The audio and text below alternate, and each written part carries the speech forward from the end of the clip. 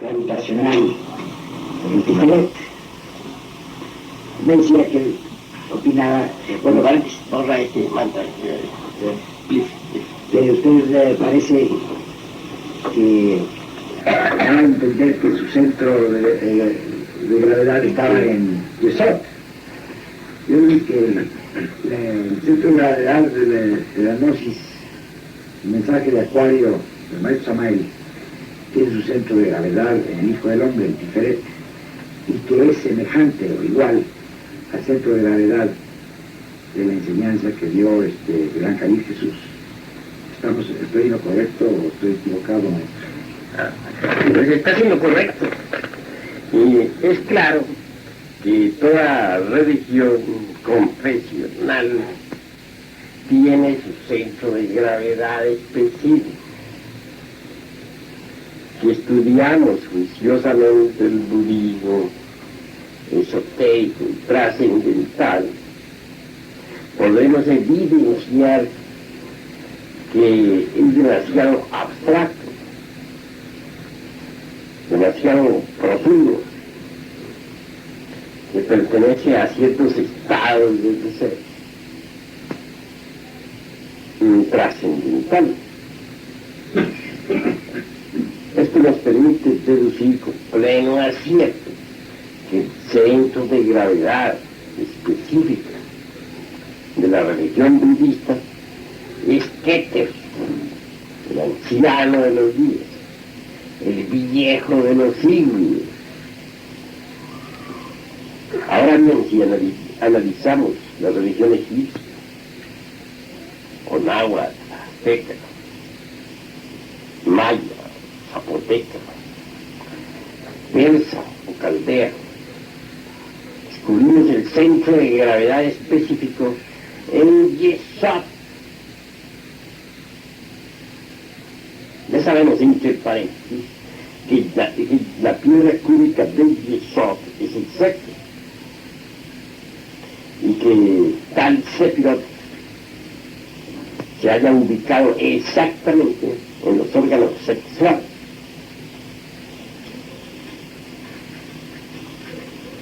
Mas si estudiamos cuidadosamente el esoterismo cristiano,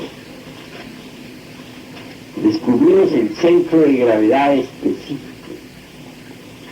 en Tiferet, el Hijo del Hombre. Y es a la luz de estos sefirot como debemos nosotros tratar de comprender la mística del cristianismo auténtico. Ya sabemos nosotros que como Sefirah, dijéramos el punto matemático, el anciano de los siglos, la verdad de las verdades, lo oculto de lo oculto, la misericordia de las misericordias. Chomá es el segundo aspecto logoico, el Cristo, el segundo logos. Binah es el tercer logos, el Espíritu Santo, el Paracleto, el Shiva de los indostanes. Estudiando a algunos cabalistas, descubrimos ciertos errores. Hay algo cuyo nombre no menciono, que enfatiza la idea de que Chomaj es masculino y que el Binah es femenino. Y quiere poner a Chomaj y Binah como las dos columnas del perro, algo así como el Yaquín Boaz de la masonería. Es indiscutible que tal autor se haya equivocado, porque resulta que Binah en sí mismo es masculino y femenino, polarizado. En forma masculina es el Shiva de los indostanes, pero desdoblándose a sí mismo, se convierte en la Shakti, es decir, en la divina madre Kundalini, en esa Isis o Mara, que aparece en el cristianismo pues en terribles sufrimientos con 7 puñales clavados en el corazón. De manera que Vinaja en sí mismo se convierte en nuestro Padre que está en secreto y en nuestra divina madre. Así pues, considerando al Lord como Brahma, Vishnu y Shiva, o como Keter Chobaji Vinaja, forma una trinidad perfecta dentro de la unidad, en conjunto lo que podríamos llamar el paz. Y si miramos a Vinaja desdoblándose en la Shakti potencial, pues obviamente tenemos al Logos y su esposa, al Padre que está en secreto y a nuestra divina madre Kundalini Shakti. Y ya se sabe que el Padre en sí mismo y la madre deben encontrarse propiamente en Yesod. En alguna forma se hallan relacionados con Yesod, debido a que rigen la creación. Malkut, el reino, el mundo físico, no podría existir sin la fuerza de Yesod, es decir, sin el potencial vital, sexual de ese Sefirah. Incuestionablemente tiene pues el Logos que utilizará ese Sefirah del Yesod para poder crear, para reproducir todas las especies, todas las cosas, para dar forma a todo lo que es, ha sido y será. Hay un Sefirah secreto que es Da'at, se encuentra precisamente en Yesod. Ese Sefirah secreto es pues todo el tantrismo, todo ese conocimiento tántrico que debidamente utilizado nos permite la autorrealización íntima del ser. Así pues, el primer triángulo de Keter Chobaji Vinaja es el par en sí, indivisible. Luego viene el segundo triángulo y es conveniente entender Chesed, Geburah y Tiferet. Incuestionablemente, el segundo triángulo pues es crístico. El centro básico del segundo triángulo, su centro nuclear, dijéramos, fundamentales, diferentes. Chesed, Geburah y Tiferet es el espíritu trío manifestado, hijo del Padre, pero su centro básico, estructural, es precisamente el alma humana, es diferente. Luego viene el tercer triángulo. El tercer triángulo pues está formado por Netzach, Hod y Yesod. Netzach es propiamente el mental, la mente. Hod es el astral. Yesod es el asiento sexual o el asiento orgánico, vital orgánico del cuerpo físico. Por último tenemos a Malkut, que es el físico. Pero bueno, lo cierto es que el triángulo no gravitatorio es el Yesod, centro de la magia práctica, ¿no? Malkut es un Sefirah desprendido. Bien, ahora lo que no debemos perder de vista es que si bien es cierto que el budismo tiene como centro de gravitación al viejo de los siglos, al Keter de la Cábala hebraica, no por eso deja de ser menos cierto el budismo tántrico, sin el cual no se podía jamás llegar a la, dijéramos, a la iniciación del Keter, ¿no? Ese budismo tántrico tiene su base en Yesod, sexo. Ya sabemos que el budismo tántrico pues es el que se necesita para llegar a la autorrealización íntima del ser. Bien, continuando un poco por este camino de los grandes misterios, venimos a descubrir en las religiones egipcias a Yesod, pero no quiere decir por ese motivo que Yesod, la base o el fundamento de todo este universo, es el ser. O sea, lo único que de lo cual se ocupe las religiones persas, egipcias, aztecas, etcétera, etcétera. Sabemos nosotros que en el fondo se encuentra la doctrina purísima de un Quetzalcóatl, el Cristo cósmico, mexicano. Ahora, por ejemplo, el cristianismo auténtico, podemos nosotros ver con claridad meridiana, como se creía gravedad al Hijo, diferente. Pero si ahondamos en el esoterismo cristiano, descubrimos nosotros el gran arcano, en la misma cruz del Redentor, puesto que ya sabemos que el plano vertical es masculino, el horizontal lo es femenino. En el cruce de ambos se halla la clave de todo poder. Sobre la cruz está el ignis natura renovatur illo. Así pues está el tantrismo en el fondo de todo ese cristianismo auténtico, verdadero. ¿Cómo uno puede entender todo esto?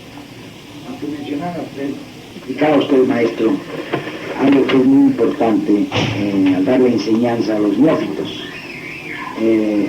Preguntaba yo sobre la Inmaculada Concepción de la Virgen, pero cuando usted contestó que para esto hay que conocer la Cábala, y que solamente con un conocimiento a fondo de los 10 sefirotes, de los 3 triángulos y de Malkut, puede uno intuir la Inmaculada Concepción de la Madre de Dios. Ya que está usted hablando sobre esto, quisiera usted repetir ese concepto, por favor. Con el mayor gusto vamos a dar respuesta. Es claro que no, en modo alguno podría entenderse el misterio de la Sagrada Concepción si no conociésemos de verdad el árbol de la vida. Ya dijimos que el primer triángulo etnográfico está constituido por Brahma, Vishnu y Shiva, Padre, Hijo y Espíritu Santo, el Keter, Chomaj y Binah, cabalista. También dijimos que Binah, tercer sétima, se desdobla con la Divina Madre Kundalini. Shiva se desdobla pues en su esposa. Esto de la Divina Madre Kundalini es grandioso. Ella en sí misma es el aspecto femenino de Shiva, el aspecto femenino de Binah, la esposa del Espíritu Santo.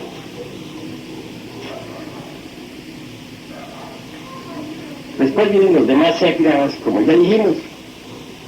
En todas las teogonías se pinta siempre a una Isis con su niño Aun en sus brazos, a Venus con Cupido, a Maraj, a María, con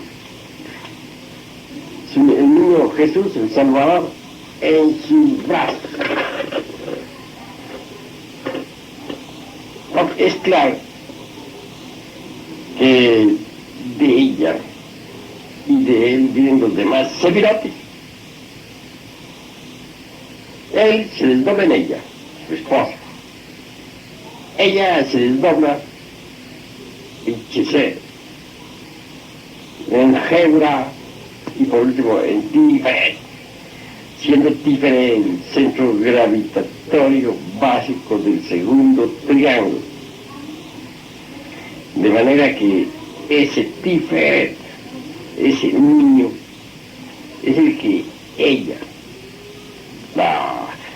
Isis, María, lleva en sus brazos su niño. Claro, ese niño tiene que venir al mundo y viene cuando todo está preparado. Se ha dicho que viene, que nace en un pesebre o establo. Las gentes piensan en un establo por allá, situado en una aldea. No.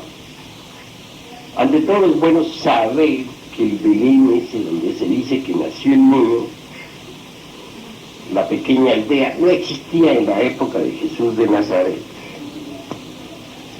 Si analizamos la palabra Belén, tiene su raíz en una etimología caldea, Bel, que significa torre del fuego.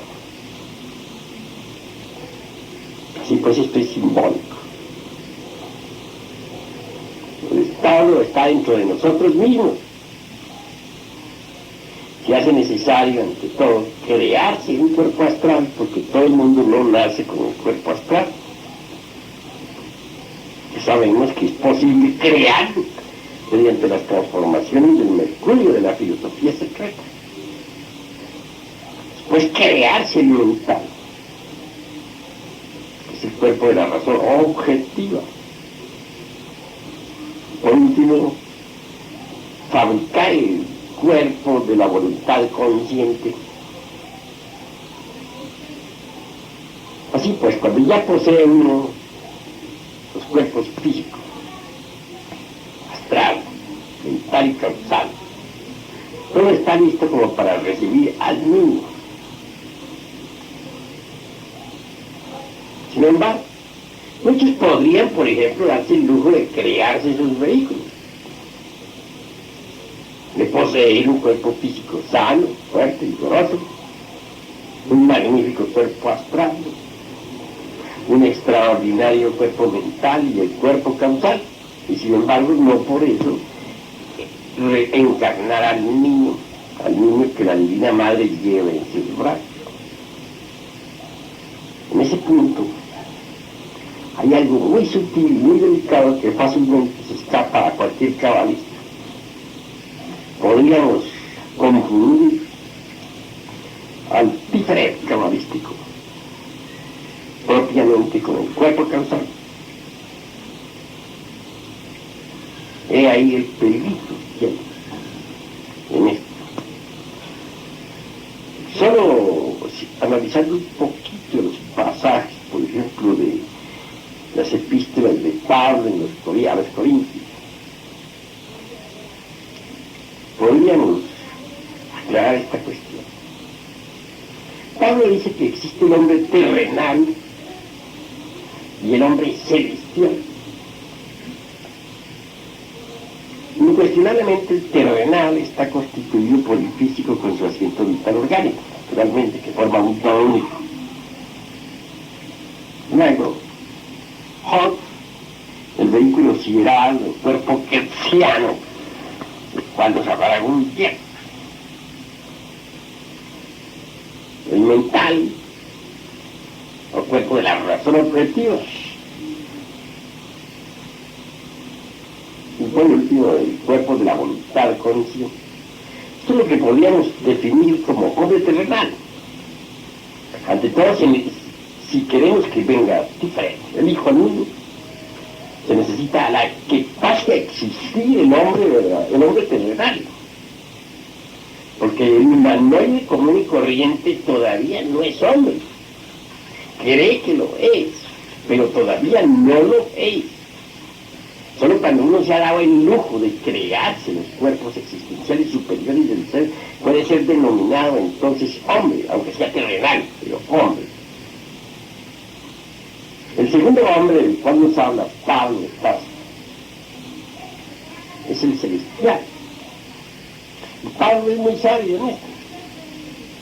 Pablo nos dice que así como pudimos atraer la imagen del terrenal, es decir, crear al hombre terrenal, que así debemos atraer a nosotros la imagen del hombre celestial, es decir, del Hijo del Hombre. Alguien puede haber, por ejemplo, recibido la quinta iniciación del fuego,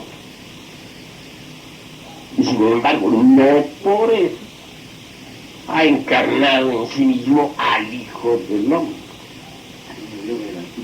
Por lo común, el nacimiento del Hijo del Hombre viene después de haber pasado por la quinta iniciación del fuego. Es muy detalladito esto, muy delicado, y solo a base de una rigurosa observación puede evitar uno de caer en el error. Propiamente el advenimiento del Hijo del Hombre es una gracia del Altísimo. Viene el Hijo del Hombre en 5, cuando debe cumplir alguna misión específica sobre la tierra,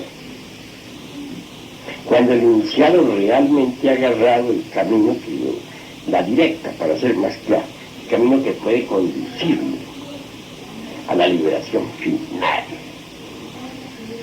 Viene un establo humilde, nace pues un pesebre, los animales del deseo. Es claro que cuando entra en el establo todavía no está limpio. El iniciado no ha tenido tiempo aún de disolver los elementos animales que lleva dentro. El niño nace pues muy débil. Ha sido concebido por obra y gracia del tercer locus y de la divina madre que lo llevó en sus brazos. Viene hecho un niño recién nacido. Y tiene que crecer, desarrollarse. Conforme vamos eliminando los elementos inhumanos, él va creciendo y se va desarrollando. En principio no se nota el caso en el iniciado que ha tenido la dicha de encarnar al Hijo del Hombre. Aparentemente es el mismo personaje. Sus debilidades poco más o menos son las mismas. El cambio de inmediato no se nota, porque el niño nace muy débil. Pero él tiene que someter todas las cosas.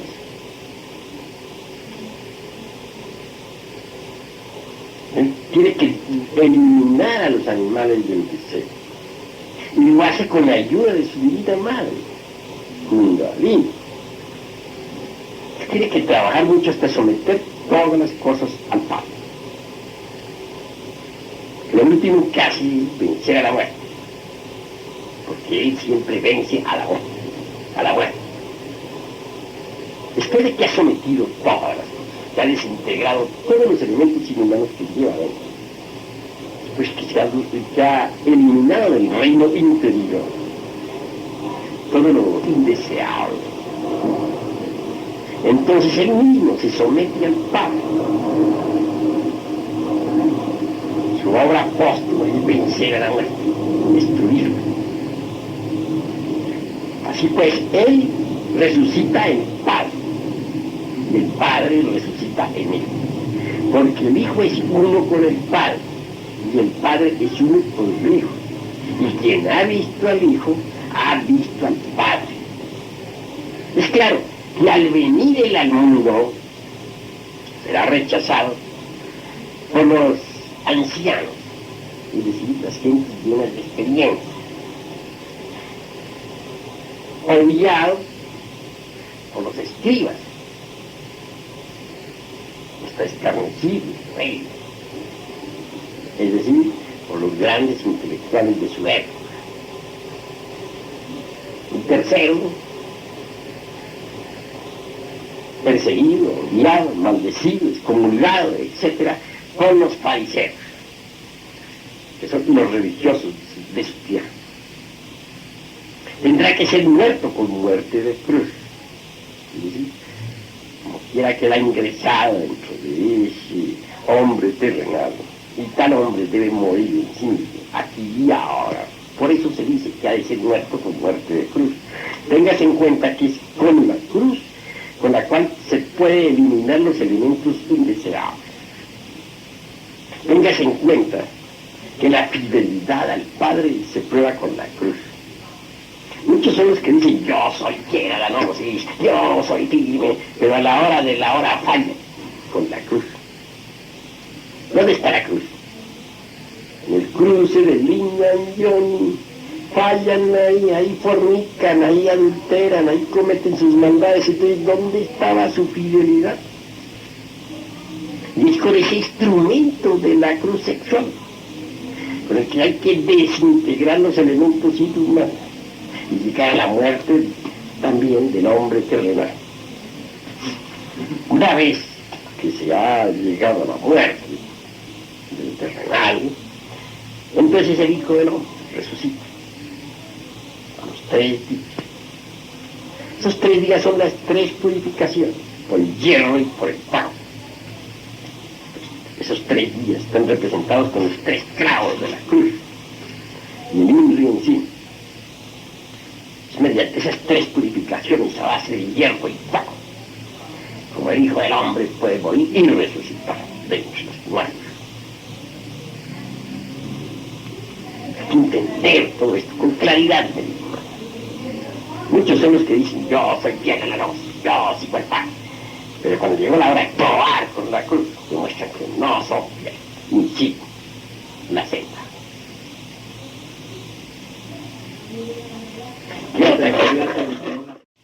Como todo esto que usted nos está diciendo ahorita, que es trascendentalísimo, y está muy conectado directamente con los festejos de la Semana Santa,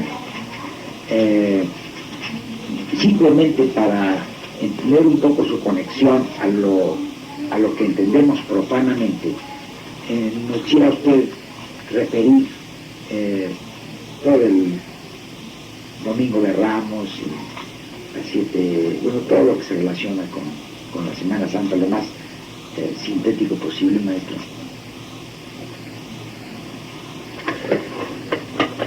Bueno, vamos a dar una respuesta síntesis bastante concreta, porque el tema sobre el cual preguntas equivale a escribir varios volúmenes. En todo caso, lo que sí puedo asegurar es que la Semana Santa tenemos que vivirla dentro de nosotros mismos, aquí y ahora, en la gran obra. El Génesis del Apocalipsis de San Juan, Génesis de Moisés, claro, el Apocalipsis de San Juan, se complementan. Conviene que echemos un vistazo algo a la Biblia y que veamos la coordinación de Génesis y Apocalipsis. Entonces vamos a abrir aquí las Sagradas Escrituras. Génesis dice, en el principio creó Dios los cielos y la tierra. Y la tierra estaba desordenada y vacía, y las tinieblas estaban sobre la faz de la vida, y el Espíritu de Dios se movía sobre la faz de las aguas. Dijo Dios, sea la luz, y fue la luz.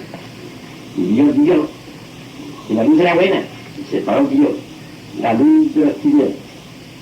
Y llamó Dios a la luz día, y a las tinieblas llamó noche.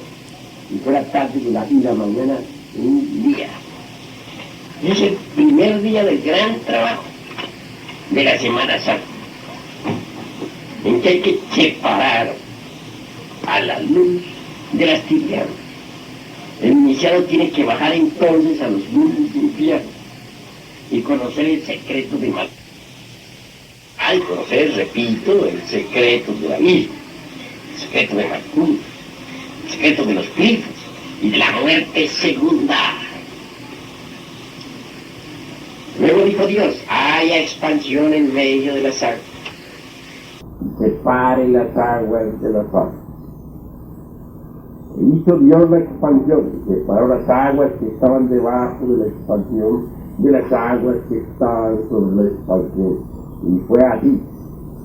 Y llamó Dios a la expansión cielo. Y fue la tarde y la mañana el día segundo. Ese es el segundo trabajo que hay que hacer. Es el segundo trabajo alquimista. Hay que separar las aguas de las aguas. Téngase en cuenta que cuando se habla de agua, se está refiriendo el Génesis a esas aguas espermáticas del primer instante, al caos metálico de la alquimia. Es claro que en ese esperma está, dijéramos, el alma del mismo género, el alma del caos. Esa alma es el mercurio de la filosofía secreta. Y hay que separar las aguas de las aguas en su hecho. Las aguas superiores, la leche de la Virgen, como se dice en la alquimia. El mercurio de la filosofía secreta, o alma metálica de la sogue, debe ser separada de la parte bruta mediante la transmutación. Eso es obvio. Son tres tipos de mercurio. El mercurio en bruto del espejo. El alma metálica del mercurio, que son, digamos, las corrientes sexuales, seminales, subiendo por Ida y Pingará. Es el segundo mercurio. Y el tercer mercurio, claro, es cuando los átomos solares y lunares del mercurio hacen contacto en el trirene, cerca del cóccix, despierta el kundalini, el fuego sagrado, el azufre. Ese azufre fecunda al mercurio. Se forma el tercer mercurio que viene a penetrar por su summa, es decir, a ascender por la columna espinal hasta el cerebro. Y es con ese tercer mercurio, con el excedente de ese tercer mercurio, con el que viene a cristalizar el cuerpo astral. Mucho más tarde, una octava superior del mentalismo, muchísimo después el causal. Así pues, separar las aguas de las aguas es indispensable mediante la transmutación. Ese es el segundo día de la creación. Dijo también, úntense en las aguas que están debajo de los cielos en un lugar y descúbrase la seca. Y dice así. Y dijo fue así, y llamó Dios a la seca tierra, y a la reunión de las aguas llamó mar, y vio Dios que era bueno. Después dijo Dios, produzca la tierra hierba verde, hierba que dé semilla, árbol de fruto, que dé fruto según su género, que su semilla esté en él, sobre la tierra, y fue así. Produjo pues la tierra hierba verde, hierba que da semilla según su naturaleza, y árbol que da fruto, cuya semilla está en él, según su género, y vio Dios que era bueno. Y fue la tarde y la mañana el día tercero. He ahí pues el tercer trabajo. La creación ya del cuerpo astral, del vehículo sideral, el cual debe llegar a tener fruto. ¿Cuándo tiene fruto? Cuando ya es un vehículo pues de oro puro. Cuando se dice que ya tenido fruto el cuerpo astral, en él está dijéramos, la vida, tercer vehículo. Dijo luego Dios, haya lumbreas en la expansión de los cielos, para separar el día de la noche, sirvan de señales para las estaciones, para días y años, sean por lumbreras en la expansión de los cielos, para alumbrar sobre la tierra, y fue así. Hizo Dios las dos grandes lumbreras, la lumbrera mayor para que señorease en el día y la lumbrera menor para que señorease en la noche. Hizo también las estrellas y las puso Dios en la expansión de los cielos para alumbrar sobre la tierra y para señorear en el día y en la noche y para separar la luz de las tinieblas. Y vio Dios que era bueno, y fue la tarde y la mañana del día 4. Es cuando ya uno viene pues a darle forma, propiamente dicho, a la iniciación 4.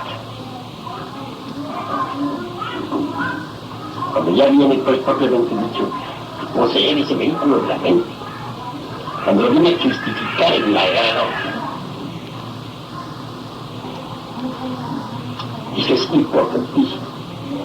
Y entonces esas señales que se ven arriba, el sol, la luna, las estrellas, toda esa cuestión, toda viene a la sabiduría hermética, porque el mundo de Chá es el mundo de la sabiduría hermética. Ahí donde encuentra uno el conocimiento hermético. De manera que resulta muy interesante eso en el 4 días, y que tiene que ver con la clase y discusión.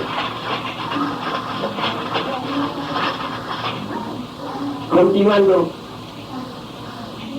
veremos lo siguiente, ¿no?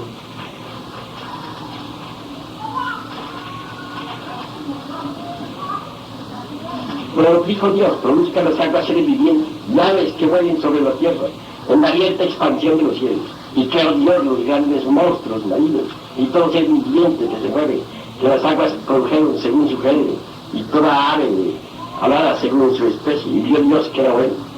Dios los bendijo diciendo, fructificad y multiplicados, y llenad las aguas en los mares, y multipliquéis las aves en el cielo.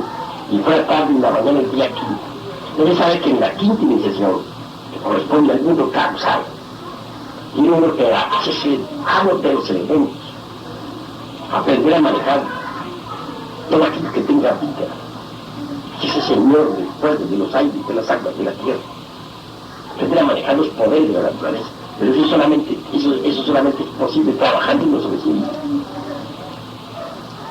Por eso decía que antes de intentar manejar los elementales de la naturaleza, los elementales del fuego, del aire, del agua, de la tierra, tienen que manejar los propios. Aprender a manejar los elementales atómicos del esperma, aprender a manejar los elementales atómicos del fuego sexual, aprender a manejar los ciclos de la propia mente, ciclos atómicos de la mente, o sea, hacer siamo de su propia mente, y aprender a manejar también los elementales atómicos, o gnomos, dijéramos atómicos, que forman la carne, los huesos. Hacer siamo de los elementales atómicos del crecimiento. Solo quien se hace amo de su propio cuerpo puede hacerse amo de la naturaleza. No podría uno llegar a manejar los elementales del universo si no ha manejado sus propios elementales atómicos, los de su cuerpo. Todo eso se aprende en el quinto día de la creación. Luego dijo Dios, produzca la tierra seres vivientes según su género, bestias y serpientes y animales de la tierra según su especie, y fue así. E hizo Dios animales de la tierra según su género, y ganado según su género, y todo animal que se arrastra sobre la tierra según su especie, y vio Dios que era bueno. Entonces dijo Dios, hagamos al hombre a nuestra imagen, conforme a nuestra semejanza, y señoríen los peces del mar, en las aves de los cielos, en las bestias, en toda la tierra y en todo animal que se arrastra sobre la tierra. Y creó Dios al hombre a su imagen. A imagen de Dios lo creó, varón y hembra los creó. Es muy importante eso, ¿no? Indudablemente que es importante. Y les bendijo Dios, y les dijo, fructificad y multiplicad, llenad la tierra y sojuzgadla, y señoread en los peces del mar, en las aves de los cielos, y en todas las bestias que se mueven sobre la tierra. Dijo Dios, he aquí que os he dado toda planta que da semilla, que está sobre toda la tierra y todo árbol en que hay fruto y que da semilla, o serán para comer, y a toda bestia de la tierra, y a todas las aves de los cielos, y a todo lo que se arrastra sobre la tierra, en que hay vida, toda planta verde le será para comer. Y fue así. Y Dios todo lo que había hecho, y aquí que era bueno en gran manera, y fue la tarde y la mañana del día sexto. De verdad que Dios, varón y hembra los creó. Pero ¿cuándo es que pasa verdaderamente a ser varón y hembra? ¿Cuándo es que aparece, fusionan los principios masculinos y femeninos de la seidad?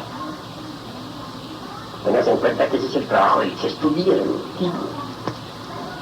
Pertenece al sexto trabajo en que la Valquiria, después de haberse desposado con el caballero, con el alma humana, se fusiona mediante el fuego integralmente. Entonces queda el hombre andrógino perfecto. Sí, pero perfecto, varón y hembra, con poder sobre el fuego, sobre los aires, sobre las aguas, sobre la tierra, sobre todo lo que es, ha sido y será. Es el último día de la creación. Pero pues acabaron los cielos y la tierra, y todo el ejército de él. Y acabó Dios en el día séptimo la obra que hizo. Y reposó el día séptimo de toda la obra que hizo. Y bendijo Dios al día séptimo y lo santificó, porque en él reposó de toda la obra que había hecho en la creación. Cuando se hace el séptimo trabajo, el séptimo día de la Semana Santa, la obra queda consumada. Consumatum est. Todo se ha consumado. Entonces es la suprema entrega del espíritu al Padre. No se relaciona con... Más tarde, en el octavo día, el Padre resucita. En el Hijo resucita. El Padre se levanta de su sepulcro, de cristal. Después, la resurrección de los muertos. Pero ese trabajo, todo en fin, forma la Semana Santa. Hemos mirado esto desde el ángulo del Génesis, porque así es las mismas leyes que el Logos, unidad múltiple perfecta, usó para crear este sistema solar. Esas mismas tiene que usar el alquimista para crear su universo interior, para llegar a tener realidad, para crear su universo propio. Son las mismas leyes. Al trabajarlo con la alquimia, está trabajando con las mismas leyes con las que el Creador creó el universo. Aún más, está ampliando la obra del Creador, porque la obra del Creador queda ampliada cuando nace un nuevo maestro. De manera pues que se consume la obra y se llega así a lo que se pierde. El Creador, no quiere en última instancia que todo eso resulte en los adeptos autorrealizados, los hombres supremos, los dioses. Esa es la consumación de su obra. Ese Génesis está íntimamente relacionado con el Apocalipsis de San Juan, con los 7 sellos, como con las 7 trompetas que cada ángel va a tocar. El iniciado, cuando recibe la iniciación de Malkut, incuestionablemente rompe el primer sello. Cuando pasa por la de Yeshua, rompe el segundo sello del libro sagrado. Y ese no va. Cuando pasa por la tercera iniciación, rompe el tercer sello. Cuando pasa por la cuarta, rompe el cuarto sello. Cuando pasa por la quinta, rompe el quinto sello. Cuando pasa por la sexta, rompe el sexto sello y se ha consumado la obra. Porque el séptimo es de descanso, de oración, de meditación, de súplicas, como se ve ahí en el Apocalipsis de San Juan. Es claro que al romper ese séptimo sello, la obra está ya de hecho está consumada. El octavo día siempre es para resucitar. Uno tiene que vivir el Génesis en lo individual o en lo colectivo. No vive en lo colectivo por la creación del universo, como partícula divina que viene a esta creación. Ahora, el Apocalipsis, uno tiene que vivirlo individualmente, o lo vive colectivamente. Colectivamente es el libro de la vida, el libro de la sabiduría. A través de la historia se va rompiendo cada ser. Por estos tiempos está ya para romperse el último sexto. Por lo menos el sexto sexto. Es decir, se está viviéndose la humanidad está viviendo el Apocalipsis colectivamente. Si el alquimista tiene que hacer oro, no solamente crear los cuerpos existenciales superiores del ser, sino que además tiene que convertir esos cuerpos en oro puro, antes de que puedan ser tragados por los seres humanos. Así también, si el Logos tiene una edad de oro, y para poder tener Logos una edad de oro, tiene que hacer lo mismo que hace el alquimista en su laboratorio, arrancando sello por sello. Así el Logos tiene que hacerle vivir a la humanidad en toda la naturaleza, hacerle existir, o ir arrancando cada sello. Ya claro que cuando termina o se rompe ya el sexto sello, pues la obra ha quedado prácticamente terminada, ¿no? Viene la catástrofe final, con la ruptura del séptimo sello. Ya no queda nada de todo lo que había. Por último viene la resurrección del Logos en todo lo creado, en toda la naturaleza, cuando es la nueva edad, la edad de oro. De nuevo vienen los misterios. Así como el hombre, para poder hacer oro, hablando al pinche alquimista, necesita romper los 7 sellos.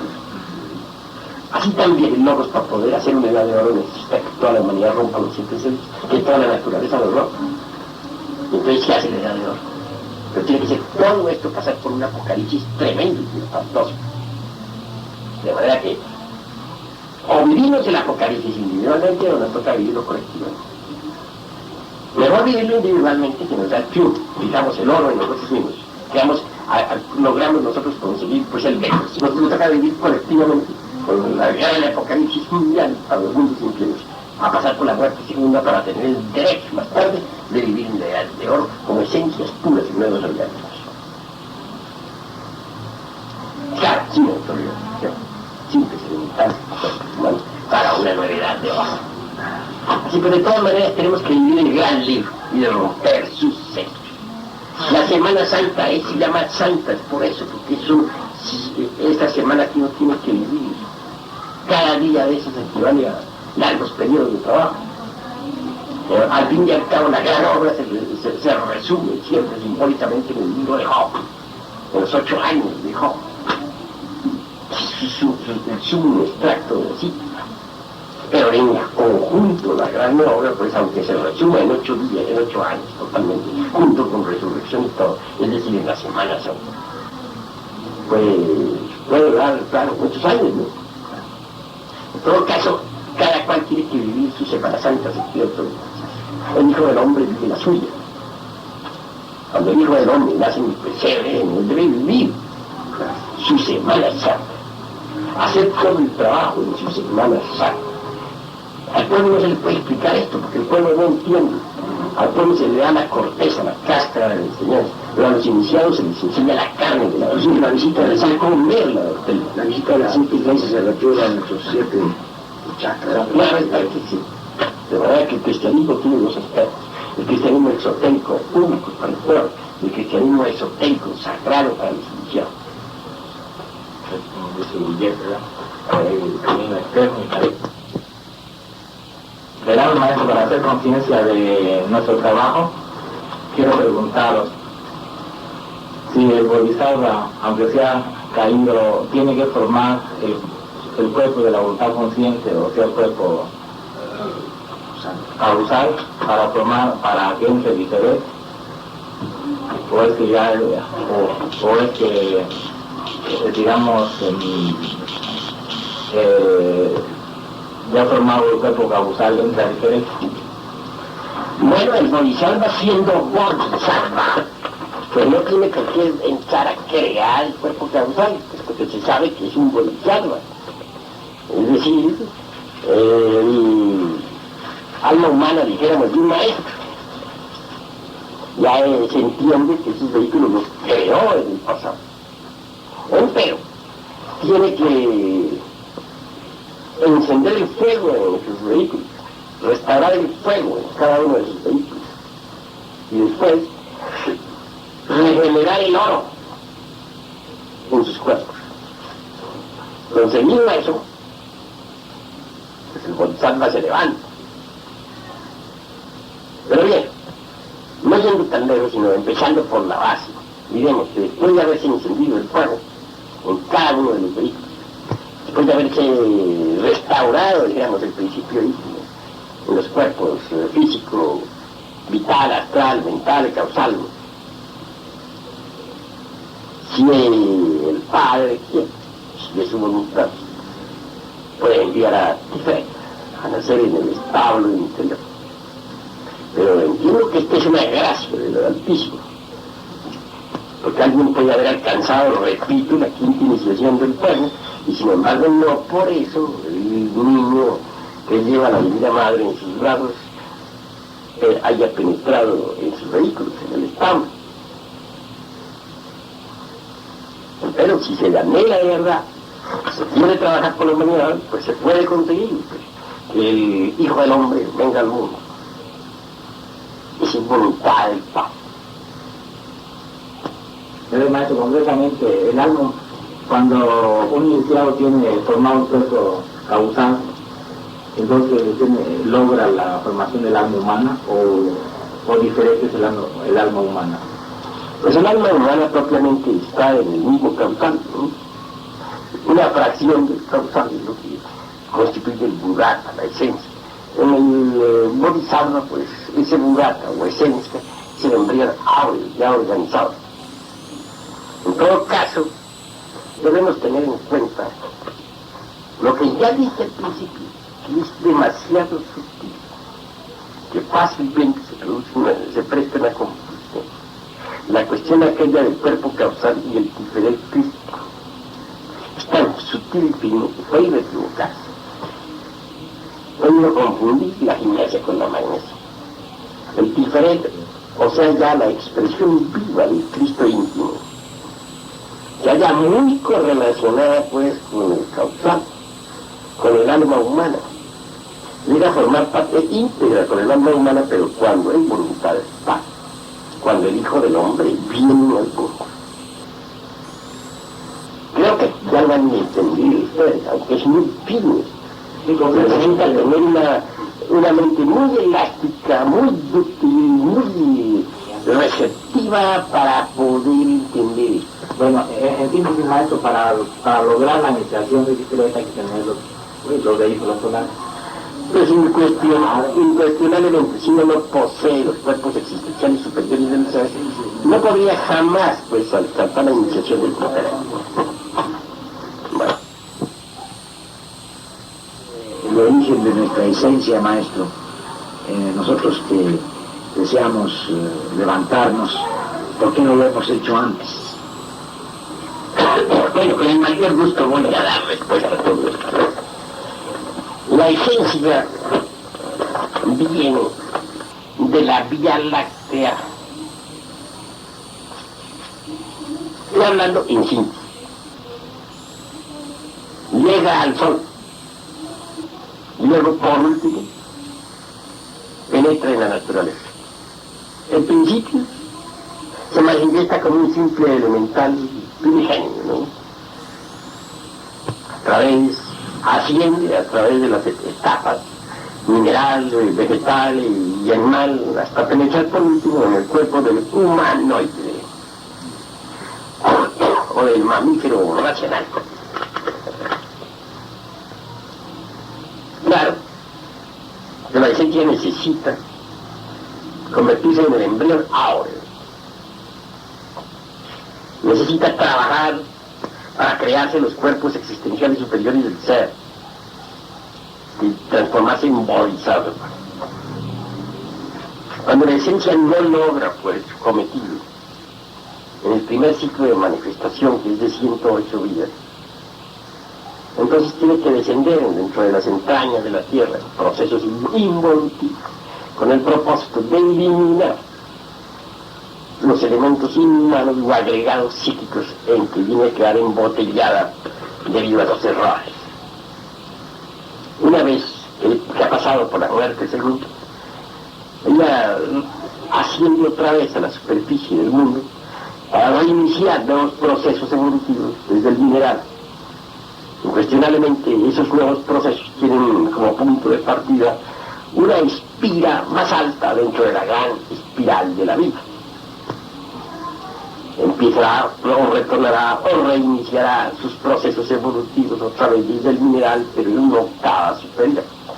Ya no como un simple elemental inferior, sino como un gnomo superior. Hasta reconquistar otra vez el estado humanoide, después de haber pasado por las escalas vegetal y animal. Bien, se imagina, como ya sabemos, las 108 existencias. Si no logra el triunfo, el proceso se seguirá repitiendo así durante 3000 ciclos o ruedas de manifestación, reales. Bien, ustedes pues, los que no son bodhisattvas todavía, se vea que no trabajaron en ese sentido, no llegaron a esas alturas en pasados ciclos de manifestación. Pero ahora mismo pueden convertirse en bodhisattvas si se lo proponen. En todo caso, no olviden el origen de la esencia. Viene de la Vía Láctea, pasa al Sol y por último entra aquí en nuestra naturaleza, nuestro mundo. Claro, si pensamos en que la Vía Láctea tiene como capital central a Sirio, no están equivocados esos esoteristas que piensan que nosotros vamos hacia Sirio. Es verdad, hacia Sirio vamos. ¿Y cuándo salieron de la Vía Láctea nuestras esencias? Pues eso fue ya en el amanecer de la vida, ¿no? Pensemos en que esas esencias tuvieron que involucionar, primero descender hasta el mineral, formando parte de muchos principios, dijéramos, en los mundos superiores. Llegar al estado mineral no iniciaron un ascenso evolutivo, comenzaron como esencias primitivas. Obviamente ustedes han hecho el ciclo ya de varias veces, han pasado por las ruedas, no solamente por las ruedas del molino, sino también por cada una de las muelas de las ruedas del molino, varias veces. Ya tienen colmillos los muchachos. Eso es obvio. Ahora, naturalmente, tienen que aprovechar este ciclo de manifestación para su autorrealización, y sobre todo en momentos en que estamos viviendo las partes finales del apocalipsis colectivo mundial. Sería lamentable que ustedes en estos momentos no se autorrealizaran. Tendrían que descender a las entrañas de lo que hoy en muy mala hora, junto con toda esta catástrofe mundial. Yo les aconsejo pues que de una vez se conviertan en bodhisattvas.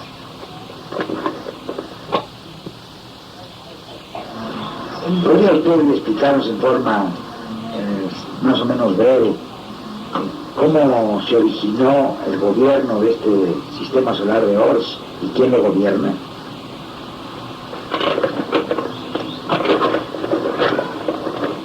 El principio del verbo. Y el verbo estaba con Dios. Y el verbo era Dios.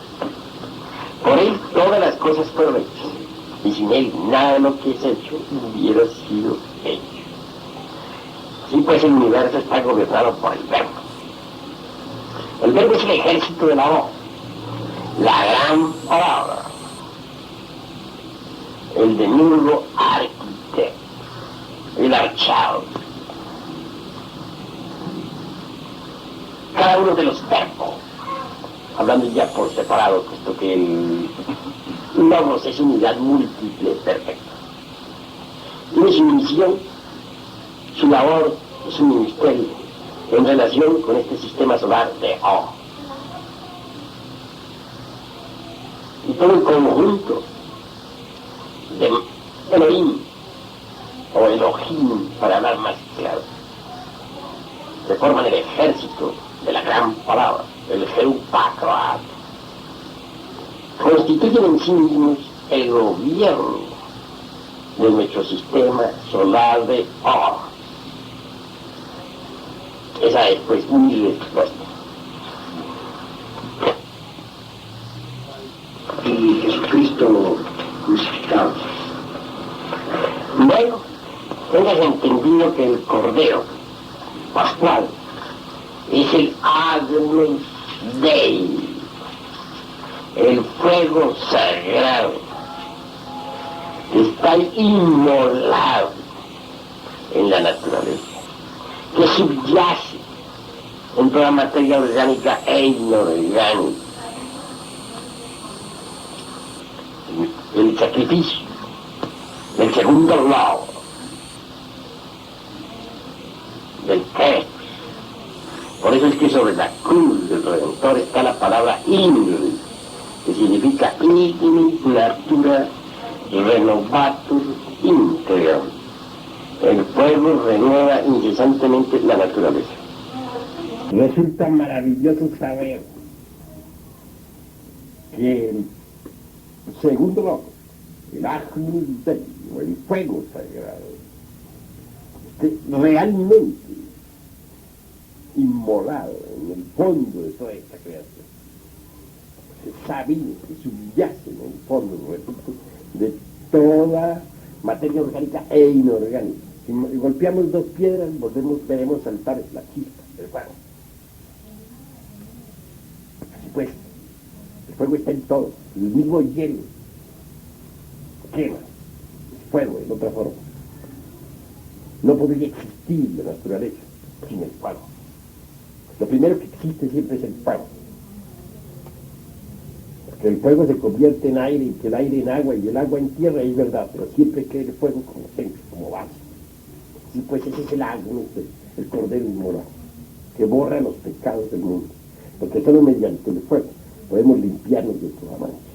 Podemos eliminar todos nuestros errores, incinerarlos. se entiende que el fuego es completamente sexual. Tú lo sabes. Nosotros lo operamos así, pero la pregunta que yo ahorita estoy comentando antes de hacer la pregunta, ya lo pusiste, está grabando. Está grabando. Maestro, las gunas inician la manifestación de todo lo que hablan. Las tres gunas son sattva, rayas y tamas. O sea, armonía, emoción e inercia. Cuando se hallan en perfecto equilibrio, tenemos la noche del gran pralaya. Pero cuando se desequilibran las gunas, viene la manifestación cósmica. Ahora bien, ¿por qué se desequilibran las gunas? Eso es algo importantísimo. ¿Por qué viene el gran pralaya? Por el karma de los dioses, ¿verdad? No será un karma inferior, no, es el karma superior, que corresponde a la ley de la captancia. Eso es obvio. Nosotros realmente no debemos jamás tener orgullo. Si examinamos nuestra vida, la descubrimos llena de lacras, de errores. Si revisamos nuestras vidas anteriores, son todas llenas de muy graves errores. Ahora bien, si consideramos a lo divinal en nosotros, descubrí que, como trabajadores de la gran obra, estamos en un proceso de reintegración. Lo que queremos es reintegrar los 10 sefirotes de la Cábala. ¿Quién hace el trabajo de reintegración de los 10 sefirotes? Tiferet, el Hijo del Hombre. Por eso es que el Hijo del Hombre debe venir al mundo para hacer su obra. Él necesita reintegrar los 10 sefirotes. Una vez reintegrados, todos los 10 constituyen en sí mismos un átomo con 10 características. Un átomo inefable que ha de sumergirse naturalmente entre el seno del omnimisericordioso y eterno Padre cósmico común. ¿Quién es el eterno Padre cósmico común? El absoluto inmanifestado, Sat.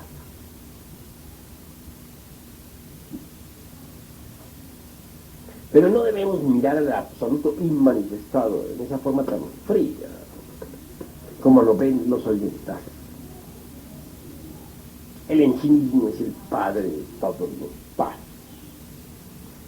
Lo que es, lo que siempre ha sido y lo que siempre será. El omnimisericordia, el omnipresente, la infinitud que todo le sustenta. En su seno somos únicamente, cada uno de nosotros, un simple átomo. El día que logremos integrarnos seremos un átomo luminoso entre el seno sublime del eterno Padre cósmico. Pero nada más que eso, un átomo. Sucede que cuando uno quiere ser algo más que un simple átomo, entre el seno de aquello que no tiene nombre, entonces de inmediato cae en el mundo de las 3 leyes y después en el de las 6 y posteriormente en el de las 12 y en el de las 24, y si su orgullo es muy grande, caerá en el mundo de las 96 y se seguirá sumergiendo hasta la muerte. ¿Sí? El error grave de aquellos átomos divinales, llamémonos Elohim, dioses, o como se quiera, es querer ser algo más que un simple átomo entre el seno de aquello que no tiene nombre. Si se contentara uno con ser lo que es, un simple átomo divino, entre el seno del eterno Padre Cósmico se convertiría de hecho en un Paramarta Sadhya, sumergiéndose cada vez en estados más profundos en el seno del eterno Padre Cósmico, gozaría de estados de felicidad infinita, inagotable. Pero es ese deseo de ser algo más lo que lo trae a uno a la manifestación. Tan progresivo deseo en un principio origina el protocolo, el mundo de las tres leyes.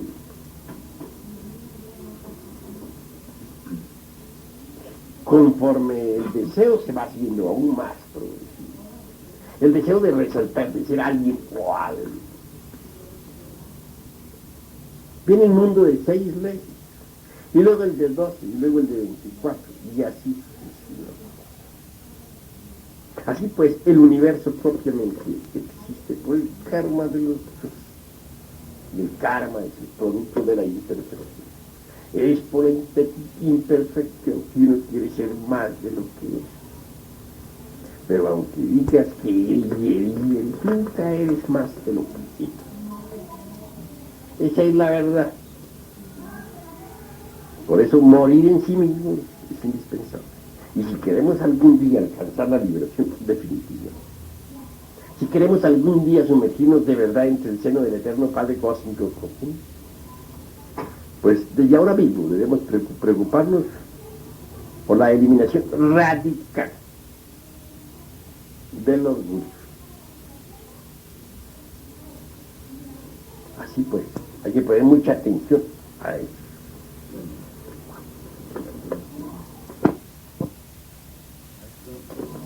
Me gustaría, a ver si era posible, nos explicara un poco más a fondo la cuestión de las 3 gunas. Usted nos explicó las 3 gunas a escala pues cósmica, universal, pero me gustaría saber si esas mismas 3 gunas pues en escala nuestra están y en qué consiste su manifestación. Bueno, hay que aclarar más. Indudablemente que las 3 gunas sadhana, rayas y tamas, dije que durante la noche cósmica se hallan en perfecto equilibrio. Luego hablé también sobre lo que somos. Afirmé que cada átomo de lo divinal debe sumergirse entre el seno del eterno Padre Cósmico. Cuando uno quiere estar sumergido en un pralaya, ser más de lo que es, resaltar, subir al tope de la escalera, hacerse sentir, ser alguien o algo. De hecho, de inmediato cae en el mundo de las 3 leyes, porque se produce un desequilibrio, el desequilibrio de las gunas. Tal desequilibrio se hace colectivo cuando se trata de todos los dioses que organizaron o que dieron origen a esta gran creación. Ese desequilibrio de las gunas en el sistema solar de Or, en el cual vivimos, nos movemos y tenemos nuestro ser, se debió a que aquellos átomos divinos del Ain, del inmanifestado, quisieron ser algo igual. Su deseo, pues, originó el desequilibrio de las gunas. Cayeron en el mundo de la manifestación. Así fue como surgió el universo, producto del karma y del error.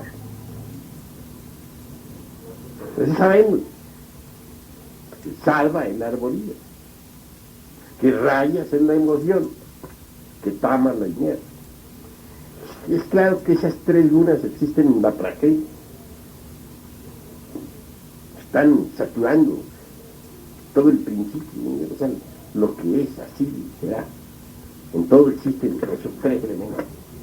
Los hay en los alimentos, los hay en los átomos, los hay en las moléculas, los hay en los organismos. En todas partes están esos 3 principios.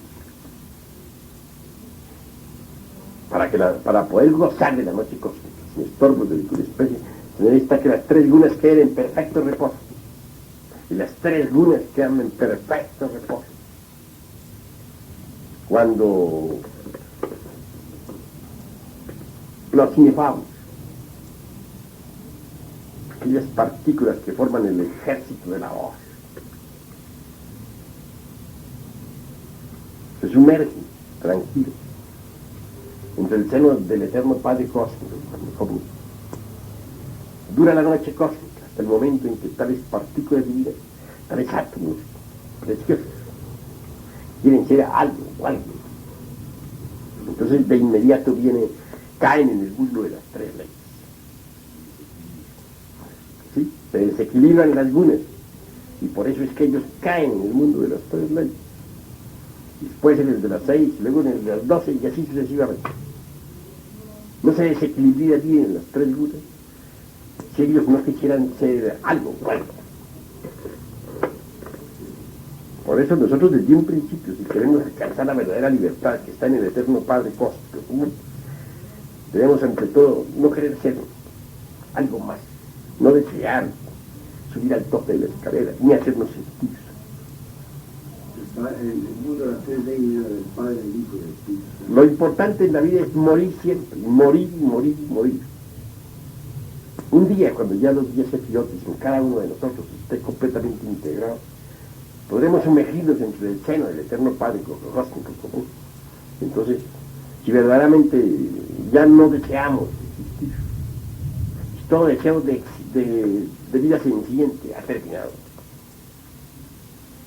pues gozaremos de la dicha infinita paz. Bueno, maestro, ya que el hermano Efraín Villegas nos pregunta sobre las tres gunas, ¿qué es las tres partes? Ahora me quiero referir a la parte media, a las vitris o vitris.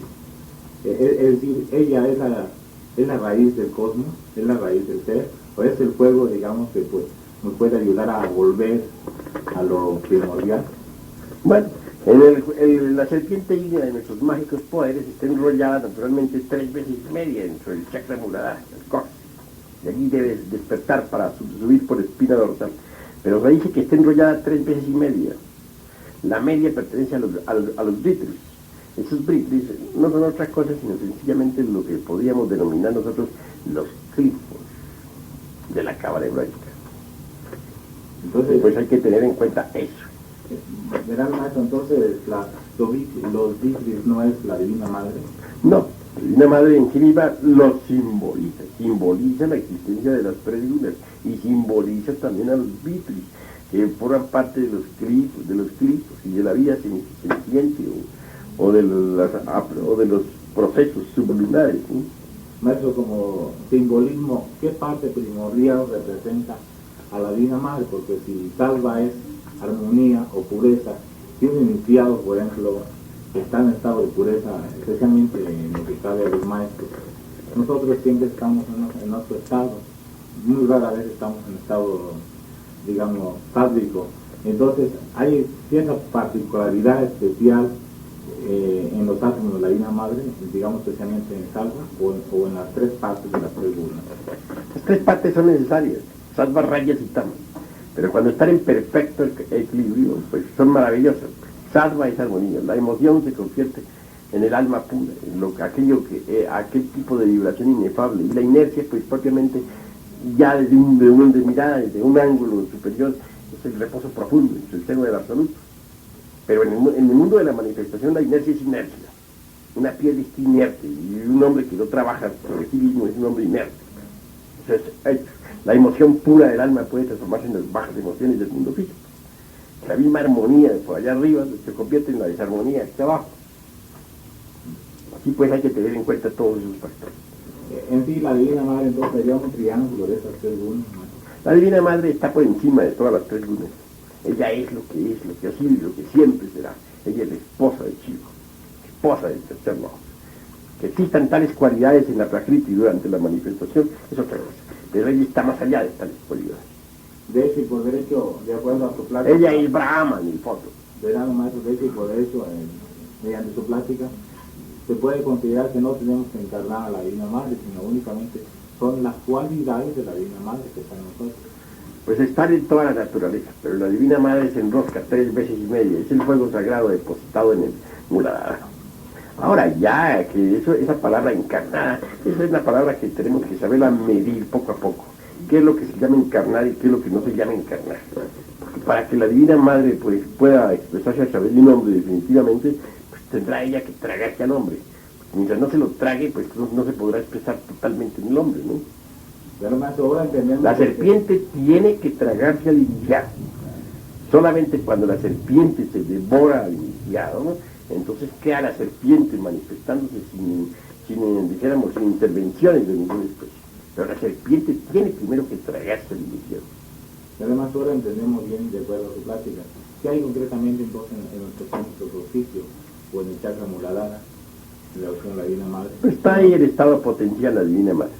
Está enroscada la serpiente, aguardando el instante en que pueda no solamente subir por la espina dorsal, sino tragarse al iniciado también. Ya basta. Estado potencial. Entendido, más. Muchas gracias. No, yo decía más, yo pienso... Acerca de las rondas, queríamos que nos hablara un poco, bueno, porque, bueno,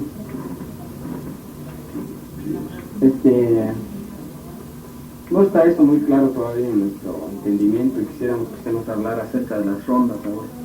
Bueno, es claro que en principio cualquier planeta tiene una primera ronda cuando se convierte en una simple forma mental, cuando es un planeta mental. Ese planeta mental surge en una forma muy extraordinaria. El ejército de la voz, el ejército de la palabra, hace fecundas las aguas caóticas, es decir, fecundiza por medio del ciertos ritos y palabras sagradas, a fin de que surja la vida, ¿no? Desde un punto de vista alquimista resulta muy interesante saber cómo viene a surgir la vida, ¿no? Que separar las aguas de las aguas. Porque las aguas básicas o espermáticas, el alcaete de los alquimistas, es coexistencial con el espacio. Pero esas aguas, en esas aguas primitivas, primigenias, caóticas, subyace, dijéramos también, el mercurio de la filosofía secreta, el alma metálica, dijéramos, de esas aguas caóticas. Bueno, separar por transmutación tales aguas, lo mismo que hace uno dentro del organismo, separar las aguas superiores de las inferiores, es una labor que se realiza mediante el trabajo fecundo y creador de los dioses sagrados. Veo que ya las aguas superiores han sido separadas de las inferiores. Entonces, a su vez, esas aguas superiores hacen fecundo a las aguas inferiores.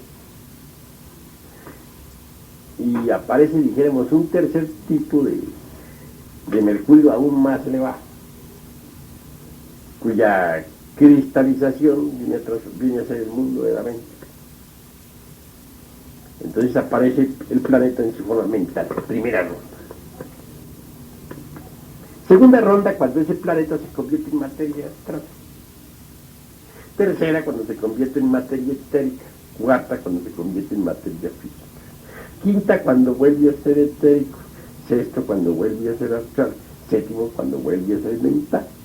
Después viene la disolución de tal planeta y el gran pralaya. Esto que decimos para un planeta se aplica a todo un sistema de mundos, al sistema solar. Y se habla así de los grandes días y de las grandes noches de Brahma. Son 7 rondas por todo. Total que ahora estamos nosotros en la 4ª ronda, que es física. Puede que termine esta ronda, la vida se desenvolverá en el mundo etérico, 5ª ronda. Después la vida se procesará en el mundo astral, 6ª ronda. Y después en el mundo mental, 7ª ronda. Luego vendrá la disolución de este planeta y de todos los planetas del sistema solar. Entonces llega la noche cósmica. O sea, el Mahapralaya, la noche profunda. El equilibrio de las 3 gunas. Sí, que sí, vuelven a equilibrarse en las 3 gunas. Digamos, le faltan 3 rondas para que entremos a la noche cósmica. Sí, estamos actualmente en la mitad del gran día cósmico. Faltan 3 rondas para que llegue la noche. Entonces un día cósmico tiene las 7 rondas. Las 7 rondas. Es una semana de 7 días. La Semana Santa. La octava es la gloria en el lado, y en el absoluto, para ser más claro. La Semana Santa. Ya sienta la cabeza, yo estoy contando. No, la quinta ronda, Gran maestro, me quiero referir en relación a los glifos. Nos decía usted que los vitris o vitritis son los glifos, y si los glifos, digamos, representan una fuerza gravitacional semejante en el organismo planetario y en nosotros mismos, entonces, en relación, digamos, a las 3 cualidades, ¿qué fuerza representa especialmente los glifos? Bueno, los glifos son dijéramos, los sefirotis a la inversa. Los sefirotis en su aspecto negativo. Esos son los glifos. Si los glifos son tenebrosos, maestros, y están metidos precisamente en las 3 cualidades, ¿cómo entendemos? Ellos no están metidos en las 3 cualidades. Están simbolizados por la Divina Madre y Dios los representa. Y por eso se dice 3 vueltas y media. Está enroscada ella 3 veces. Esa media, y para simbolizar algo, se le dice bretis o vibración. Yo pienso muy diferente. Esos britris, la vibración es infinita, pero especificada en el caso de las 3 vueltas y media, pues representa precisamente la antítesis de los sefirotis a la inversa, las cualidades sefirotas a lo negativo, las virtudes a la inversa. ¿Cuándo es una virtud a la inversa? Tengamos, por ejemplo, las cualidades de Geburah, el rigor, la ley. A la inversa, pues la tiranía, es la dictadura. ¿De qué región? Hay que ver a qué región pertenece Geburah. Obviamente, pues, Geburah es el sexto de los sefirotes, ¿no?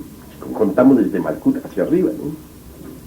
Indudablemente en esa 6ª región encontraríamos ya a Geburah, pues, en una forma de rigor, llevaba al diablo, es decir, una dictadura, una tiranía terrible, espantosa, ¿no? Un Hitler, un Mussolini. Así, la misma caridad, pues, propia de un César, podría convertirse, dijéramos, en la complacencia con el delito. Volverse complaciente con el delito es la caridad llevada al extremo, ¿no? En su aspecto negativo. Por ejemplo, diríamos nosotros, al borracho hay que darle bastante, que siga bebiendo, porque ese es su vicio, por caridad, para que ahí pues el sefira de la caridad a la inversa, ¿no? Las prostitutas, por ejemplo, ¿no? Muchas veces se entregan a los machos, que por caridad. ¿no? Ahí pues ese sefirote a la inversa, ¿no? Me da más disculpa, ese sefirote a la inversa, o sea, los glifos tienen relación con el órgano conactivador, ya que entendemos ahora que los glifos son tenebrosos. Pues los glifos y el órgano conactivador pues son todo uno. En el órgano conactivador están los glifos de la cábala hebraica. Y pues los glifos son, dijéramos, las virtudes a la inversa, al revés. Eso es todo. ¿Y dónde está el mundo de los glifos? Dentro del interior de Malkut. ¿Y qué es Malkut? Pues todo el planeta Tierra. En el buche de ese planeta, de esa gran ballena, está pues los famosos glifos de la Tierra. Concretamente la Divina Madre entonces son las 3 cualidades. La Madre Divina está más allá de las 3 cualidades, mucho más allá de todo lo que dice, así será, es la esposa del tercer lojo. En el fondo ella es también Brahma y está más allá de las cualidades de la religión.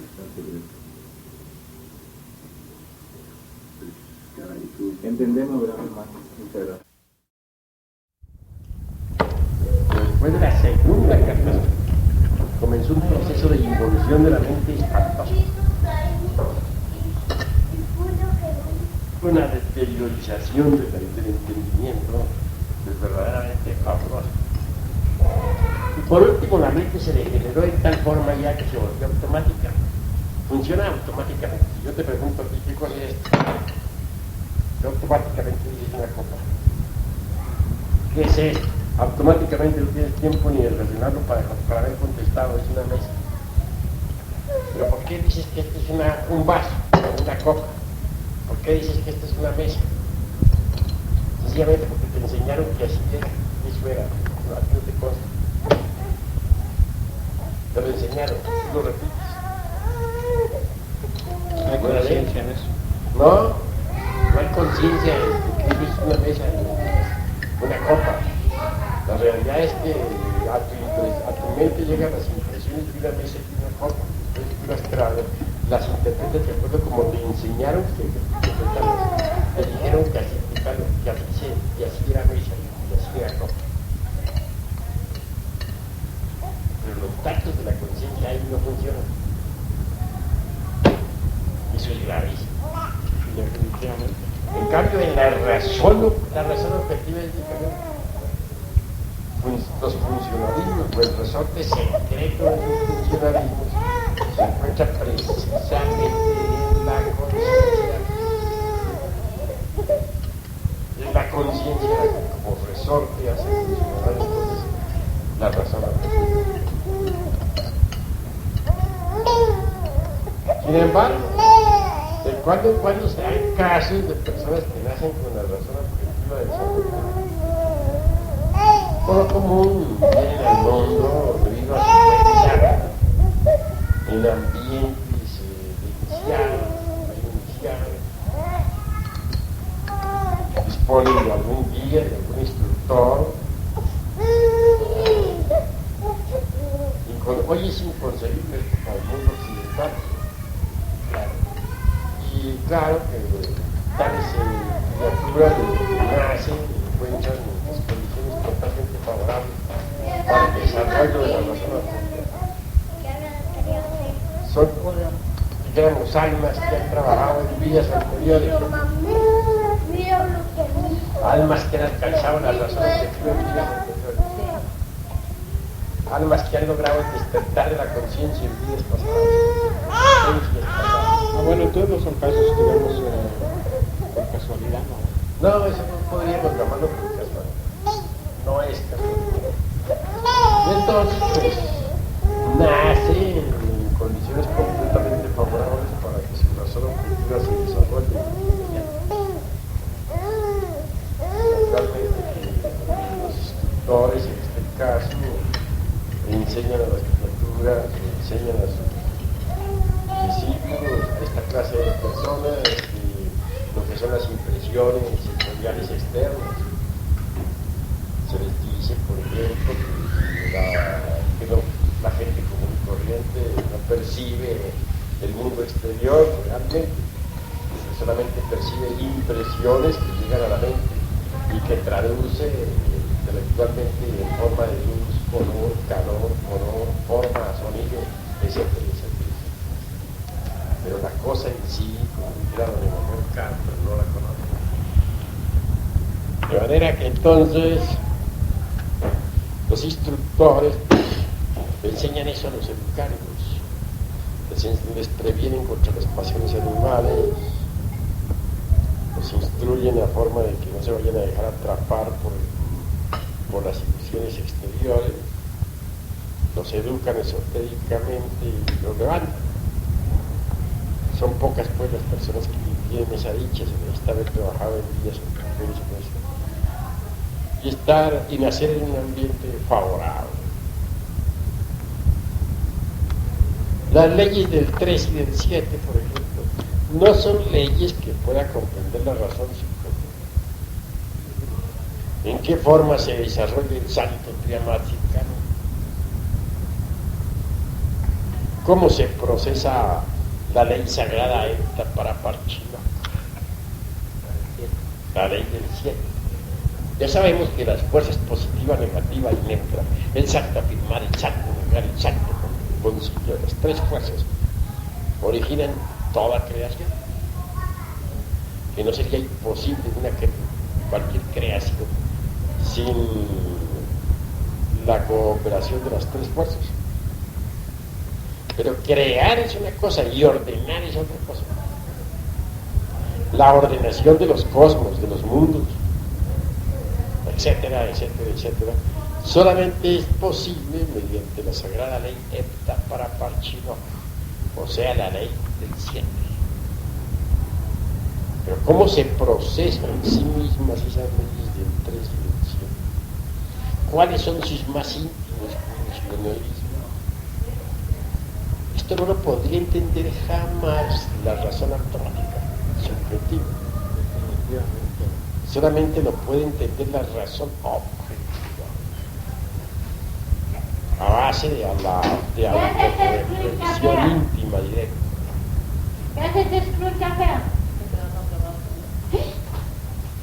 Así pues que quienes no hayan logrado concebido el desarrollo de la razón objetiva jamás podrían comprender cómo se procesan esas leyes del santo Triamaticano y la sagrada ley del santo Epta para Parchino. Pues claro que sí, hazte un intento de tratar de comprender cómo trabajan las leyes del 3 y del 100, a base de pura razón subjetiva, a base de puro racionalismo subjetivista, a ver si puedes de verdad comprender sus procesos. Es obvio que no. Podrás creer que sí y autoengañarte creyendo haber comprendido, pero realmente no tendrás conciencia de lo que se esconde, de la forma como se procesan esas leyes. Para poderlas entender se necesita desarrollar la razón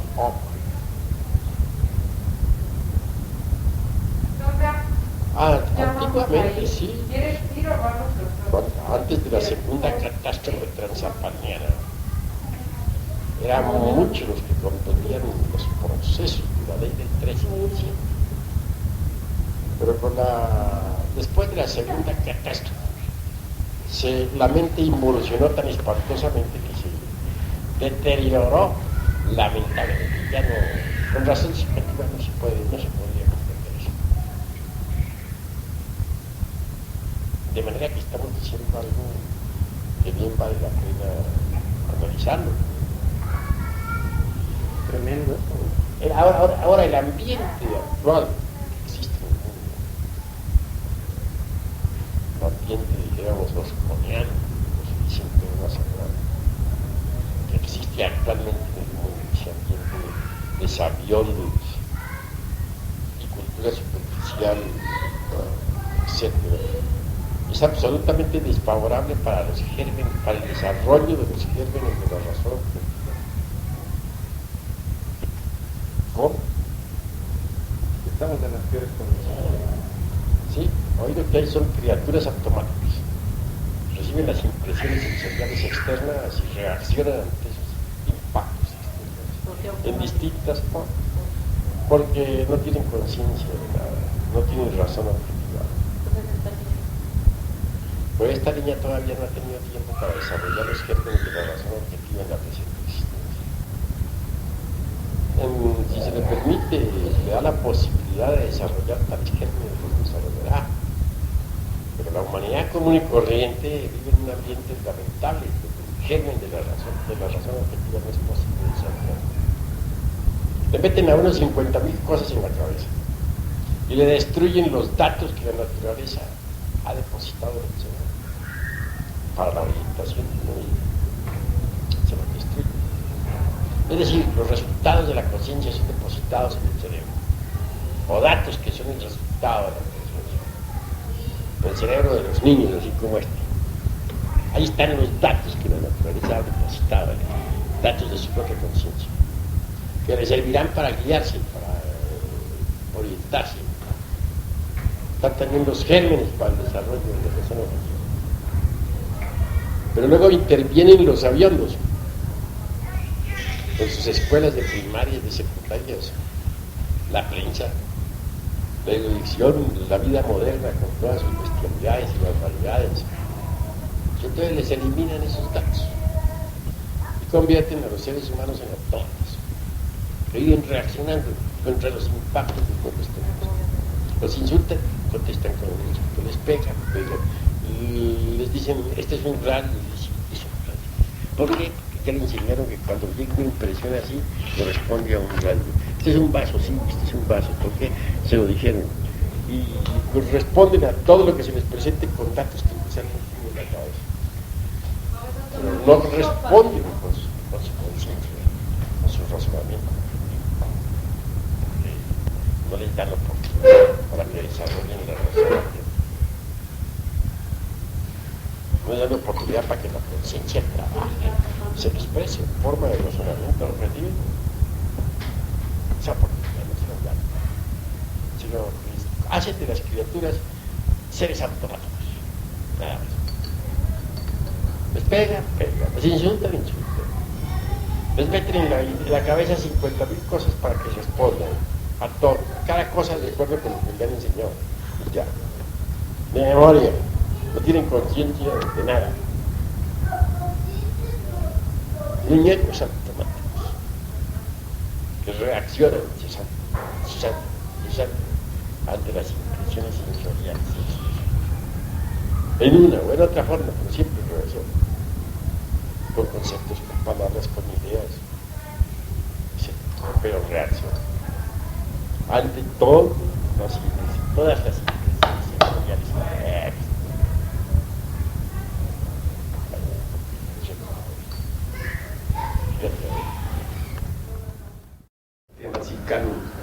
Y la ley sagrada Hepta Praparchino. ¿Cómo podría ser, dijéramos, comprendidas con la razón subjetiva? Imposible. Creación es una cosa y ordenamiento es otra cosa. Con la ley del 3 se crea y con la ley del 7 se ordena. Un cosmos representa un orden de mundos. Sin el orden de mundos no podría existir un cosmos. ¿Cómo podría existir? Existiría el caos, pero no el cosmos. Se necesita la ley del 7 pues, para que no haya caos, sino cosmos. Y se necesita la ley del 3 para que ese cosmos sea creado. De verdad que la ley del 3 da creación a las cosas. Pero si no existiera la del 7, no se organizarían cuerpos, mundos, órganos, organismos. ¿Cómo? No sería posible. Ahora la ley sagrada Hepta Praparchino tiene sus 7 estopinder, o sea, 7 centros magnéticos. Hay puntos críticos en esos 7 centros magnéticos, naturalmente que sí. Puntos críticos, puntos divisos, ¿no? Y toda la ley del 7, pues, en sí misma es, dijéramos, la ley del 7 se inicia con fuerzas que parten de un punto definido, se expanden y se paran entre sí para luego volverse a unir al final, de forma que quedan unidas hacia abajo, por abajo, quedan unidas por arriba. Es la ley del 7. Vertigracia, un hombre no es, un animal intelectual no es la viva representación del Santo Hepta Praparchino, todavía no. Es un humanoide con posibilidades de convertirse en un ser humano. Si se lograran desarrollar los gérmenes que hay en ese humanoide, podría transformarse en un ser humano. Convertido en un ser humano es un septenario completo. Es el hombre septo, perfecto. Por ahora, tiene 7 cuerpos. ¿Verdad? Que si se cuenta de arriba para abajo, 7 cuerpos. Si se cuenta de abajo para arriba, 7 cuerpos.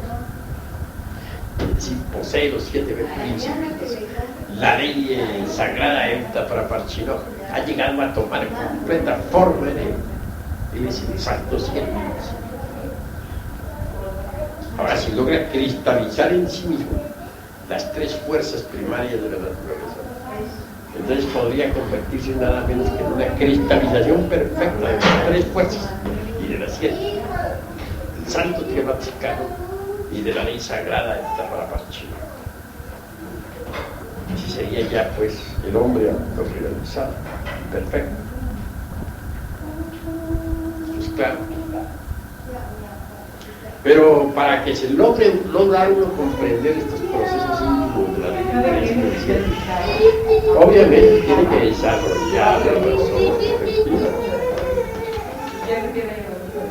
Los gérmenes para la razón objetiva los lleva cada cual. En fondo, las glándulas endócrinas sexuales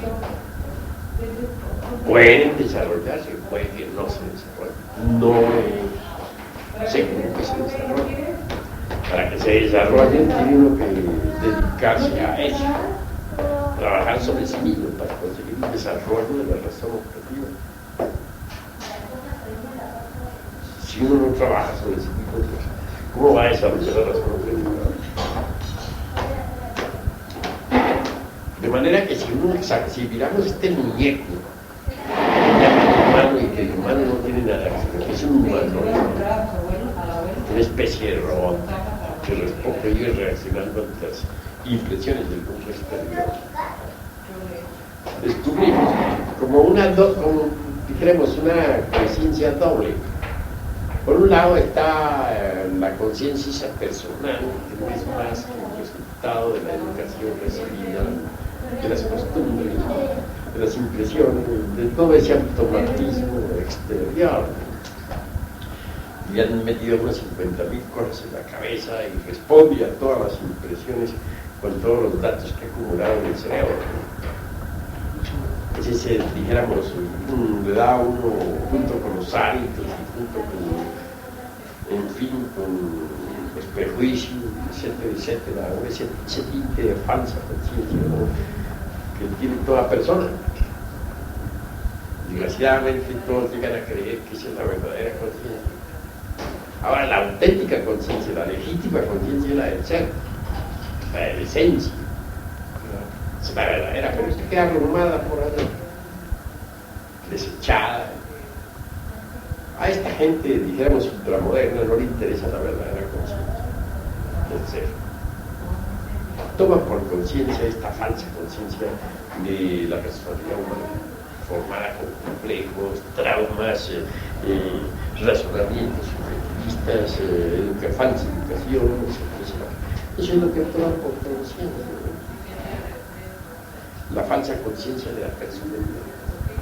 Pero la auténtica conciencia del ser la rechazan, la olvidan, la arruman por allá, la dejan en un rincón. Para ellos no tiene la menor importancia. De manera que gente así que han desechado la verdadera conciencia, pero no la utilizan para nada. Que solo poseen razón subjetiva. De hecho, son unos robots. ¿El chocolate, por favor? ¿Vengan a cenar? Por eso es que resulta fácil construir un robot. Hay robots perfectos, maravillosos. Reaccionan ante todas las impresiones, que también una impresión, inmediatamente el robot mecánicamente traduce su impresión exactamente como un cerebro humano. Puede decir el robot, esto es una silla, esto es una mesa. Lo hacen obedecer y hace todas las cosas que puede hacer cualquier muñeco parlante, es decir, cualquier persona humana o persona de humanoide. A ese es el grado que ha llegado el ser humano. Sí, es un robot completo. El hombre auténtico tiene 7 cuerpos, no se puede negar que no. Pero resulta que toda la humanidad no los tiene, y que los hombres verdaderos hay que buscarlos con la linterna de Diógenes. Diógenes salió a buscar uno en toda Atenas y no lo encontró.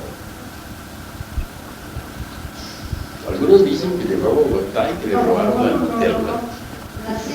Otros dicen que no, que fue aquí en el aeropuerto, se la robaron. Bueno, conclusión, el pobre Diógenes, ¿no?, anduvo por todas partes. Por eso se vio que le robaron la linterna. Buscando un hombre y no lo encontró.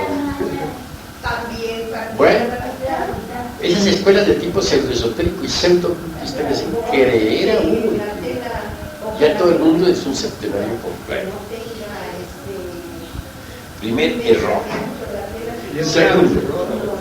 El segundo gravísimo, pero sumamente grave. Alaban al querido ego. Nunca en la vida se han autoobservado, así en el sentido, dijéramos, de la autoobservación, lo tienen atrofiado. Jamás han querido autoobservarse. Porque si se autoobservaran a sí mismas se darían cuenta de lo que es el querido ego. 4 metros y medio. Que tanto ensaltan y lo pintan como divino. Eso es gravísimo. Y resulta que ese autoquerido ego, el que hablan teosofistas, es pseudo. De divino no tiene nada. En alquimia es lo que llamamos nosotros mercurio seco. En alquimia se enseña que hay que eliminar el mercurio seco y el azufre acercado o sal roja, que es lo mismo. Mercurio seco se entiende galego y todos los elementos que lo componen. Eso es en alquimia, eso lo sabe los equipógenes, eso lo sabe Nicolás Flamel, eso lo sabe un Flavio Raimundo Lulio, etcétera, un 20, muchos otros. Si uno elimina pues el mercurio seco, no consigue nada. Pero estos señores no son alquimistas, estos que alaban al rey de las escuelas pseudo-rosacrucistas y teosofistas y pseudo-rosacrucistas no saben mejor. Yo creo que esta ventana saben qué cosa es mercurio seco, qué cosa es sal roja, ni qué cosa es azufre acercado. Son todos esos detalles. Y le rinde culto al ego considerándolo divino. Vea qué perversión. Entonces el pobre neófito que jamás se ha autoobservado como para poder decir sí o no, sino que solamente lo anima el deseo de aprender. Como aquellas escuelas entre paréntesis les brindan ese aprendizaje. Naturalmente se extravía, llega a adorar, no se debe adorar, llega a creer sinceramente que el ego es mío. Bueno, traigan aquí tenemos eléctrica porque ya acabo de oyendo lo mismo, mira. Eso es sumamente grave. Adorando al ego, cualquier posibilidad de cambio resulta absolutamente imposible. Porque si esas pobres que tuvieran el sentido de autoobservación, no, aquí el hermano Longoria es el más alto. esto sería distinto. Es el más alto. Será más alto también. Se darían cuenta que el tal ego no es más que una suma de yoes. Es decir, lo evidenciaría por sí mismo. No porque otro se lo dijera, sino en forma directa. Y de que todos esos yoes, cada uno de ellos en sí mismo es como una persona. Sí, pues tenemos dentro de nosotros no una, sino muchas personas, muchas gentes que viven dentro de nosotros, que son los yoes. Y el cuerpo humano es una casa donde entra y sale. De manera que un individuo no es a todas horas el mismo. Pero eso tiene uno que haberlo, mejor dicho, el pobre neófito, o el que sea, tiene que haberlo evidenciado mediante la autoobservación. Porque solo mediante la autoobservación se desarrolla en uno ese sentido. Es un sentido, el sentido de la autoobservación. Pero si uno no lo usa, no se desarrolla. Pero si uno lo usa, se desarrolla. Y si lo desarrolla, puede verificar por sí mismo sin que nadie se lo diga. Que el ego no es como otro que le dice que es sagrado. Pero viene a comprobarlo en forma directa por sí mismo, mediante la experiencia. Viene a corroborar hasta la saciedad, a comprenderlo, a evidenciarlo, de que se compone el ego en sí mismo de toda una suma de yoes que personifican errores psicológicos. De manera que todos esos yoes en su conjunto son personas que viven dentro de uno. Dentro de cada uno de nosotros vive mucha gente. Cada gente de esas tiene sus compromisos, sus ideas, sus criterios. De manera que uno cree que hace, que uno no hace nada, todo le sucede, como cuando llueve, como cuando truena. Y esto que estoy diciéndoles a ustedes es fundamental, ¿no? Fundamental. Bien, de manera que cuando uno llega a verdaderamente evidenciar a través de la autoobservación, en forma directa, no porque otro se lo diga, sino por sí, por práctica propia, de lo que es en sí el ego, también puede deducir por sí, deducción lógica, lo que son las escuelas de reinvención mental, que deifican la realidad. Se lo hacen, quieren hacerle entender a uno en forma absurda de que el tal ego es una unidad, cuando de unidad no tiene nada, que es divino, cuando en el fondo no es más que el resultado de muchos ayeres, producto de muchos errores. Pero si a uno le dicen en una escuela de esas, la que no tiene confianza, de que el ego es divino, uno les cree. Entonces se cierra toda posibilidad de cambio. Porque en tanto uno crea que el ego es una unidad individual, etc., cualquier posibilidad de cambio ya se hace absolutamente imposible.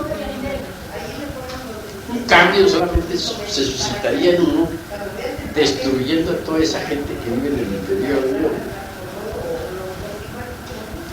Quedaría al eliminar tal gente, lo único que quedaría dentro de uno mismo sería la esencia liberada, llena de hermosos atributos, de preciosas facultades, de perfección y de belleza interior. Entonces habría un cambio radical. Pero si uno no admite la posibilidad, pero digo, si uno no admite, si se niega uno a comprender, si no admite, dijéramos, la pluralidad del yo psicológico, toda posibilidad de cambio queda anulada.